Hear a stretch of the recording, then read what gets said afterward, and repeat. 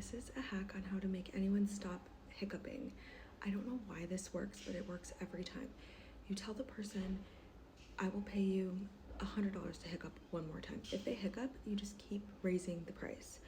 Last night I was doing this with, do you guys know Christy from Dance Moms?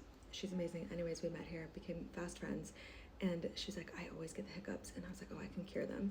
I had to go all the way up to $5 million, which I think is the most expensive stop hiccuping person I've ever met. So queen behavior, she knows her worth. But it doesn't matter if you believe the other person or not.